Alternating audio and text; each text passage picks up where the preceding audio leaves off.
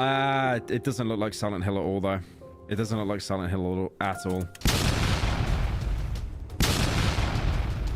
Okay. Is the Silent Hill 2 remake destined to be a failure, or is it going to be a huge success? As the game is about to come out, people seem to have varying opinions on the subject, usually very polarizing. So do we really need to be concerned? We are quickly approaching the launch of the Silent Hill 2 remake, and it seems like everyone on the internet has felt the need to share their take on it, including all the people that have never played any of the original games, putting their ignorance and lack of knowledge about the series on display for everyone to see.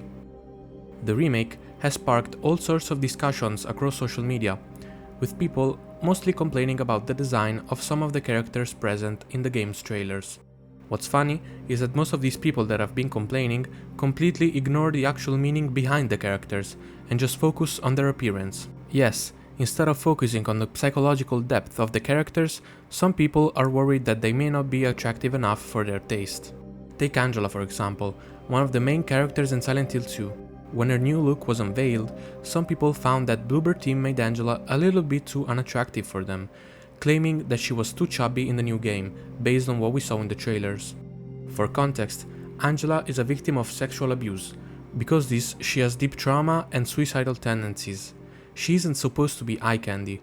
With all of this in mind, you can see how ridiculous and outright disrespectful it is for people to complain about her looks. The only character that really needs to exude sexual energy in Silent Hill 2 is Maria, because she is literally the manifestation of James's sexual desire and frustration. But of course, these types of comments are clearly made by people who have very little interest in the games, and probably never even played them in the first place. In my opinion, Bluebird Team did an amazing job with the redesigns of the characters, and I think all of the criticism they got is unjustified. The only character that hasn't quite clicked with me yet is Laura.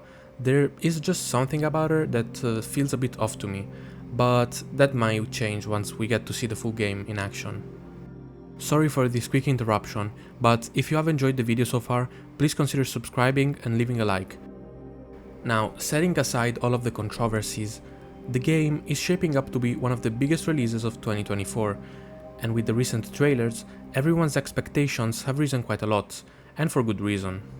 Bloober Team has already proven with its previous titles that they can deliver on atmosphere and visuals, both huge aspects of the Silent Hill series, so I think they're perfect for a remaster of this kind, where they don't really have to mess with the story of the game.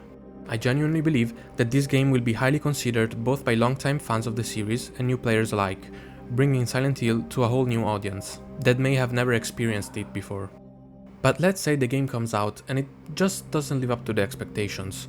Well, in that case, we still have the original. Remember that we aren't entitled to the new game. We're lucky to even have a Silent Hill 2 remake, and we should be grateful for that alone. But I have a strong feeling that Bloober is going to nail it with this one. The trailers are fantastic, and the general consensus is that they're doing a great job. This just might be the first of many remakes we get from this series. And I get the choice with starting with Silent Hill 2, since it's widely considered to be the best in the series, and it includes some of the most memorable characters in the franchise, such as James, Maria, and even Pyramid Head. I think they just did this to guarantee a level of commercial success.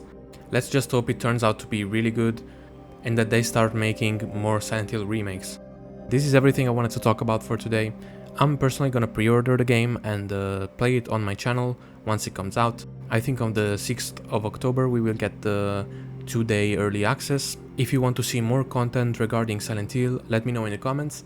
Thank you for watching until the end, and I'll see you in the next video. Bye bye.